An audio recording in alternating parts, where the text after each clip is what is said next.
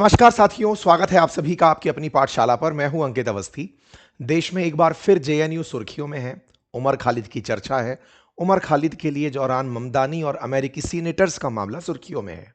हमारे देश में फिर से एक बार सरकार विरोधी नारों के लिए, देश विरोधी नारों के लिए जेएनयू की सुर्खियां बन रही हैं। जेएनयू में हाल ही में एक वीडियो सरफेस हुआ, जिस वीडियो में कुछ छात्र एक हॉस्टल के बाहर खड़े होकर मोदी शाह के खिलाफ नारे लगाते हुए दिखाई दे रहे हैं।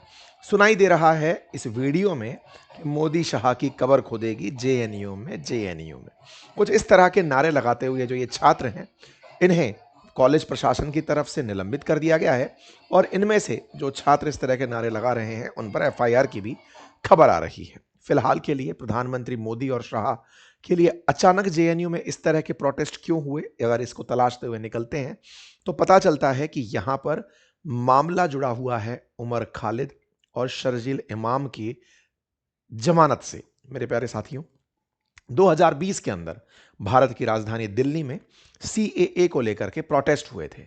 उन प्रोटेस्ट में इन दो चेहरों का जो कंट्रीब्यूशन था उसे देखते हुए ये तब से तिहाड़ जेल में बंद हैं। यूएपीए के तहत, अनलॉफुल एक्टिविटी प्रिवेंशन एक्ट के तहत इन्हें बंद किया गया है और इन्हें जमानत नहीं मिली है। इनकी जमानत याचिका हाल ही में फिर एक बार खारिज हुई है। 5 जनवरी को जैसे ही इनकी जमानत याचिका खारिज हुई, उसके बाद जेएनयू में कुछ छात्र प्रोटेस्ट करने उतर आए और सरकार के विरोध में नारे लगाने लगे।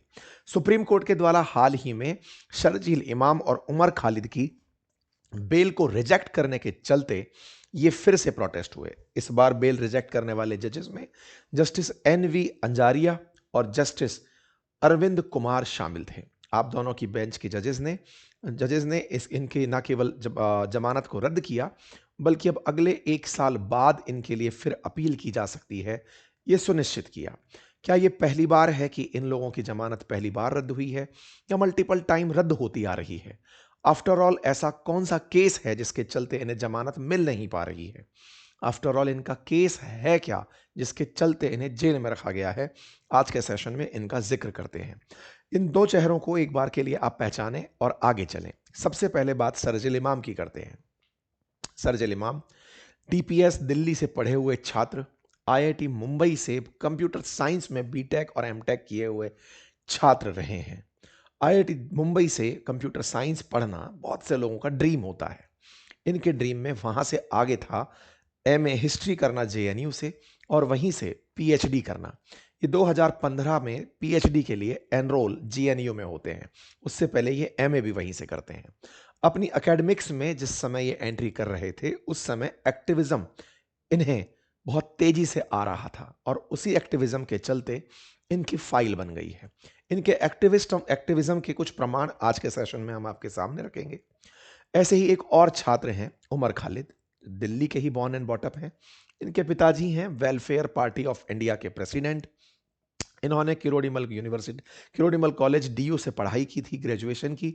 इसके बाद एमए, एमफिल और पीएचडी जेएनयू से कर रहे थे और अपनी पीएचडी आदिवासियों पर, झारखंड के अंदर आदिवासियों पर कर रहे थे। ये इनका थोड़ा बेसिक परिचय जेएनयू से कनेक्ट का है। अब थोड़ा सा सीएए के बारे में भी जिक्र कर लेते हैं। वर्ष 2020, संभवतः आपको याद हो, भारत में सिटीजनशिप अमेंडमेंट एक्ट लाया जा रहा था। लेकिन इससे पहले ये एक बिल था। जिस समय ये बिल आ रहा था उसी समय इसका प्रोटेस्ट होना शुरू हुआ था। भारत सरकार सिटीजनशिप को लेकर के कुछ प्रावधान कर रही थी कि जो भारत में बांग्लादेश, अफगानिस्तान, पाकिस्तान से आकर बसे हुए हिंदू, सिख, क्रिश्चियन, ईसाई और बौद्ध, जैन, पारसी, ये सभी लोग जो भारत में आकर बसे हैं, मुख्यतया नॉन मुस्लिम्स जो आकर बसे हैं, उनके सिटीजनशिप के प्रावधान किए जा रहे थे। लेकिन इसके विरोध में प्रोटेस्ट शुरू होते हैं देश के सबसे बड़े अल्पसंख्यक समुदाय द्वारा। लगभग 20 करोड़ से अधिक आबादी वाले मुस्लिम्स देश में इस बात के लिए प्रोटेस्ट करने लगते हैं कि भारत में बाहर से आकर बसने वाले मुसलमानों को इसमें शामिल क्यों नहीं किया गया है। सरकार का तर्क था कि हमारे पड़ोसों में जिस तरह से अल्पसंख्यकों पर हमले हो रहे हैं, बहुत से अल्पसंख्यकों ने हमारे देश में शरण ली है। ऐसे में उन्हें इस देश की नागरिकता देना जिम्मेदारी है, क्योंकि उन देशों में ब्लास्फेमी के नाम पर अल्पसंख्यकों को निशाना बनाया जाता है। और ये आप लोगों ने देखा भी है कि बांग्लादेश में जब से शेख हसीना भारत आई हैं, तब से अल्पसंख्यक हिंदू जो कि बांग्लादेश के ही नागरिक हैं, उन्हें भारत के समर्थन में निशाना बनाया जा रहा है और आए दिन आप उनकी हिंसा सुर्खियों में सुन रहे हैं। खैर, सीएए के विरोध में देश भर में प्रदर्शन शुरू होते हैं। पढ़ा लिखा वर्ग इस बात में, जो कि मतलब समझाने में लग रहा है कि देश सेक्युलर है और सेक्युलर है तो वो मुसलमानों को छोड़कर बाकी को क्यों सोच सकता है, सबके लिए क्यों नहीं सोच सकता, एक समान क्यों नहीं सोच सकता, इस तरह की बातें उठने लगती हैं। मुसलमानों को भड़का दिया जाता है। ये एक सोची समझी रणनीति होती है, क्योंकि इसमें देश किसी भी तरीके से नागरिकता बांटने जैसा या नागरिकता का प्रमाण पत्र देने जैसा काम नहीं कर रहा होता है। लेकिन भड़काया यह जाता है कि सरकार रह रहे सभी मुसलमानों से उनका आधार मांगेगी, उनकी पहचान मांगेगी। उन्हें बताया जाता है कि आपसे पहचान मांगी जाएगी कि आप इस देश के हैं या नहीं। इस तरह से उनके दिमाग में कचरा भरा जाता है और देश में एक दंगा भड़क उठता है। ये पूरा कार्य बड़ा ही संस्थागत और सोची समझी रणनीति का हिस्सा था।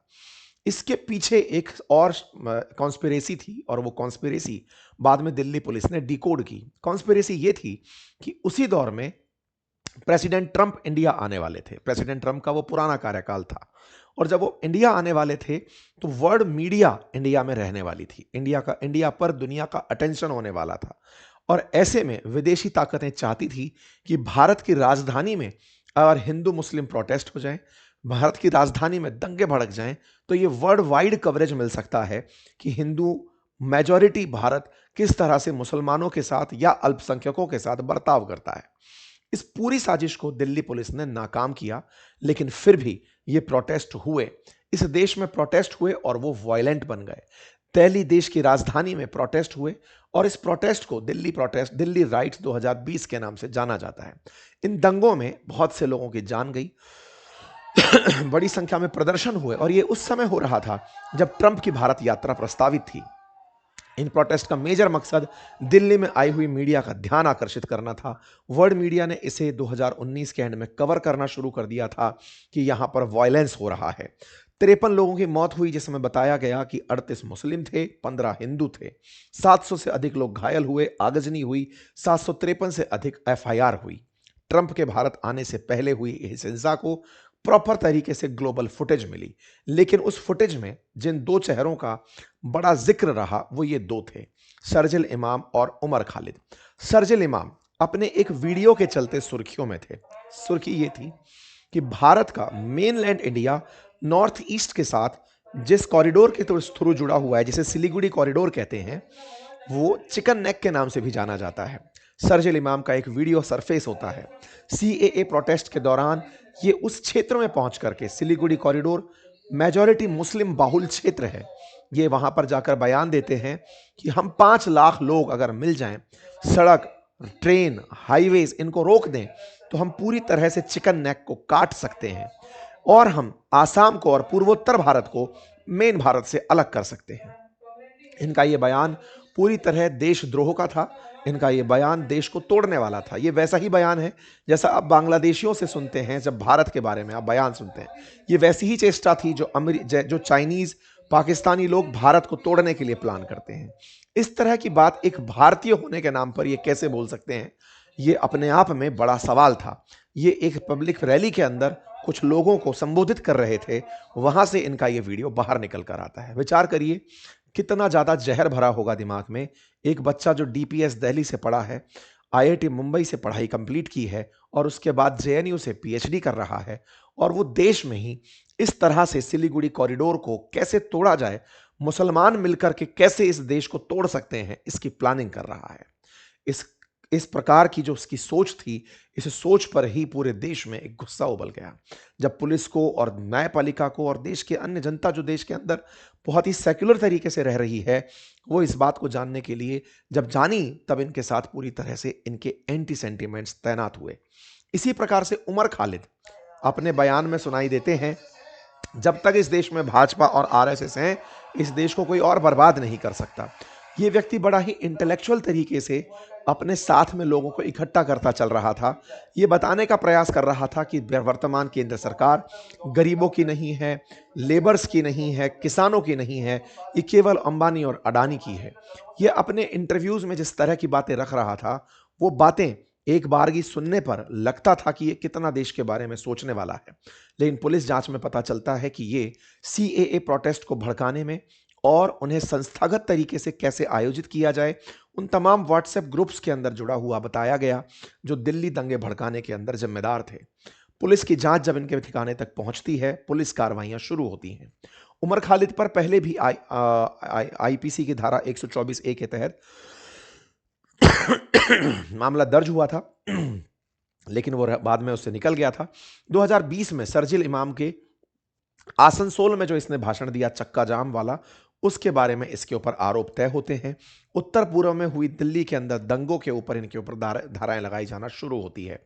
इनको एंटी सीएए प्रोटेस्ट के चलते फिर गिरफ्तार कर लिया जाता है। खालिद को 20 सितंबर 2020 में गिरफ्तार किया जाता है एक लार्जर कॉन्स्पिरेसी केस के चलते, क्योंकि इन्होंने ट्रंप की यात्रा से पहले देश में दंगा भड़काना, उन्हें संस्थागत तरीके से आयोजित करना, दुनिया के सामने इस मुद्दे को कैसे हाईलाइट किया जाए, इस पूरी चीज की प्लानिंग की थी। इसी के चलते हुए पुलिस ने इन्हें प्रोविजन ऑफ यूएपीए यानी अनलॉफुल एक्टिविटी प्रिवेंशन एक्ट के तहत गिरफ्तार किया और आईपीसी की धारा 15 के तहत इन्हें अक्यूज बनाया।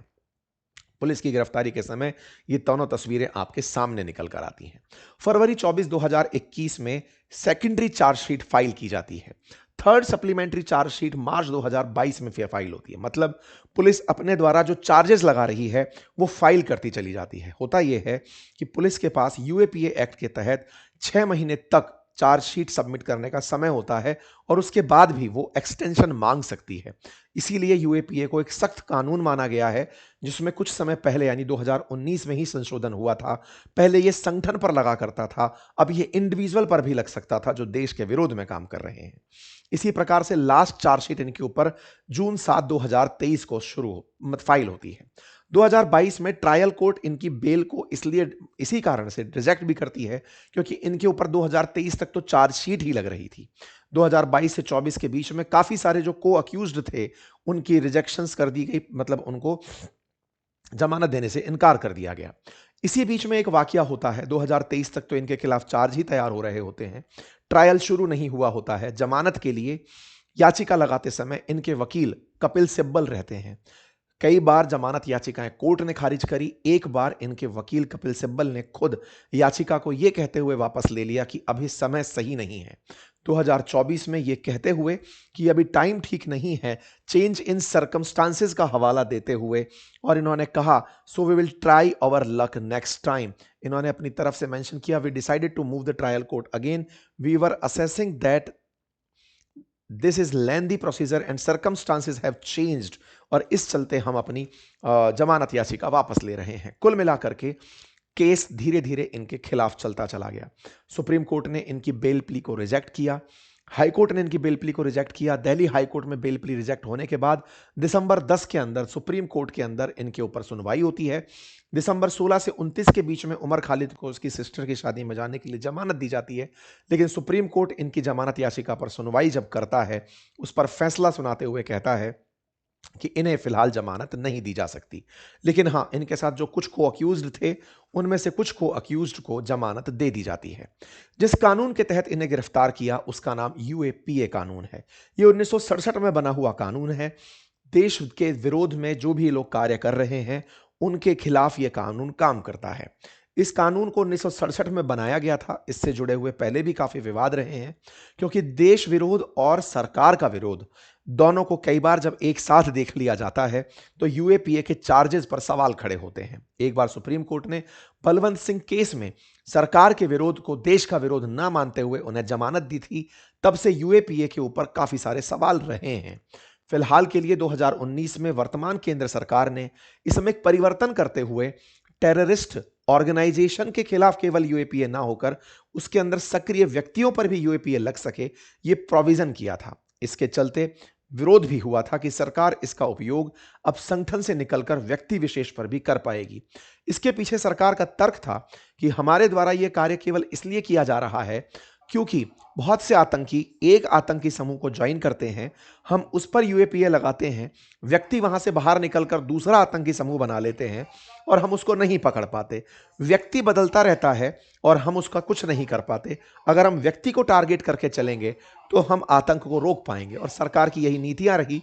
इससे आतंक पर बहुत हद तक कंट्रोल भी हुआ और इसी कानून के चलते सुप्रीम कोर्ट ने इन दोनों की हाल ही में बेल रिजेक्ट की है।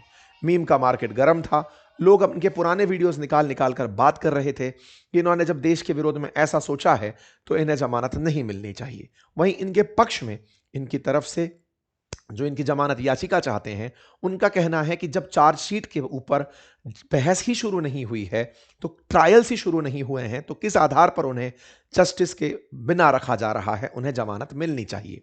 इस बात को लेकर के कांग्रेस, सीपीआईएम इन सब का मानना है कि सरकार मुसलमान होने के कारण उन्हें यह सजा दे रही है, जबकि उनके विरोध में लोगों का मानना है कि उन्होंने मुसलमान होने के नाम पर ही कहा था कि देश के टुकड़े कर दिए जाएं अगर 5 लाख मुसलमान चिकन नेक पर बैठ जाएं।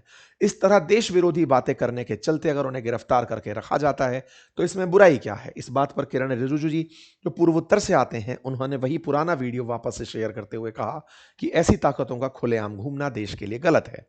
इस पर एक और लेटर वायरल होता है। 2 जनवरी 2026 को हाल ही में अमेरिका के न्यूयॉर्क शहर में मेयर बने जोहरान ममदानी, जिनका भारतीय कनेक्शन भी है, वो उमर खालिद के लिए एक पत्र लिखते हैं और वो पत्र इनके बारे में होता है कि आपके बारे में जानकारी हमें मिली, आपके शब्द के दबाव के अंदर कोई बात नहीं की जाती, उन बातों को हमने सुना। कुछ इस तरह से इन्होंने लिखा कि मैं अक्सर तुम्हारे उन शब्दों को याद करता हूं जिसमें कड़वाहट को खुद पर हावी ना होने की बात तुमने कही थी। तुम्हारे माता पिता से मिलकर खुशी हुई, हमें तुम्हारी चिंता है। अमेरिका के और सीनेटर्स ने भी, लगभग 8 अमेरिकी सांसदों ने भी उमर खालिद के समर्थन में पत्र लिखा और कहा कि जब तक ट्रायल शुरू नहीं हुआ इन्हें जेल में क्यों रखा जा रहा है। अंतर्राष्ट्रीय स्तर पर भी इसका कवरेज मिल रहा है। दिल्ली राइट्स को लेकर अल जजीरा लिखता है, why want India release Umar Khalid and Sharjeel Imam. अब ये अंतर्राष्ट्रीय सुर्खी बन चुका है, दुनिया भर में यह डिस्कशन चल रहा है। हमारी न्यायपालिका पर सवाल उठाए जा रहे हैं। न्यायपालिका पर सवाल उठाने का एक बड़ा कारण भी है that justice delayed is justice denied. न्यायपालिका को चाहिए कि वो इस मामले की जल्द से जल्द सुनवाई शुरू करे और सुनवाई से इनको जो भी फैसले देने हैं, देश के विरोध में अगर कानून खड़े हैं तो कानूनों का इम्प्लीमेंटेशन होते हुए इनकी जल्द से जल्द सुनवाई हो और इन्हें कठोर से कठोर सजा मिले। सुनवाई के अभाव में जमानत का इनका अधिकार प्रबल होता चला जाता है। हमारी न्यायपालिका पर सवाल उठते हैं, जैसे उठाए गए हैं। उठाने वाले सवाल अपोजिशन के द्वारा ये हैं कि अब न्यायपालिका भी सरकार के दबाव में है, इस कारण से इन्हें जमानत नहीं दे रही है। निश्चित ही जब आप इस तरह से सुनवाई में देरी करेंगे तो आप पर लगने वाले दबाव सरफेस पे आने लगेंगे। न्यायपालिका को चाहिए कि वो अब पब्लिक प्रेशर की जगह न्याय सही मायने में स्थापित हो, इस पर कार्य करे। हाल ही में न्यायपालिका ने कुछ ऐसे नज़ीर पेश की हैं जिसमें वो पब्लिक प्रेशर में फैसले करती है। न्यायपालिका को चाहिए कि न्याय न्याय लगना चाहिए, तभी वो न्याय है। आवश्यकता है इस पर प्रॉपर तरीके से न्याय को स्थापित होने की। जो 5 आरोपी जिन्हें जमानत दी गई, उनमें उन्हें देश छोड़ने, दिल्ली से बाहर जाने, इन सब की मना की गई है। फिलहाल के लिए उम्मीद करता हूं कि आपको ये पूरा विषय अच्छे से समझ में आ गया होगा। इनकी जमानत याचिका खारिज होने पर जेएनयू में फिर से प्रोटेस्ट हुए। इनको जेएनयू प्रशासन के द्वारा सस्पेंड करने की बात कही गई और इन पर एफआईआर की भी न्यूज़ फिलहाल चल रही है। दिल्ली पुलिस के द्वारा नॉन कॉग्निजेबल रिपोर्ट के तहत इनके non cognizable report JNU protest के ऊपर रखते हुए इनकी गिरफ्तार मतलब एफआईआर की बात की जा रही है। उम्मीद है कि आप सभी साथियों को ये जानकारी समझ में आई होगी। आप इस विषय पर क्या सोचते हैं, अपनी राय जरूर कमेंट बॉक्स में दें। चैनल पर नए हैं तो चैनल को सब्सक्राइब करना बिल्कुल ना भूलें। हमारे एप्लीकेशंस अपनी पाठशाला पर जाकर के जरूरी कोर्सेज और बेहतरीन पुस्तकों का अवलोकन करें। जो आपको बेहतर लगे उसे अपने पास घर बैठे मंगा सकते हैं। फिलहाल के लिए इतना ही। बहुत बहुत धन्यवाद।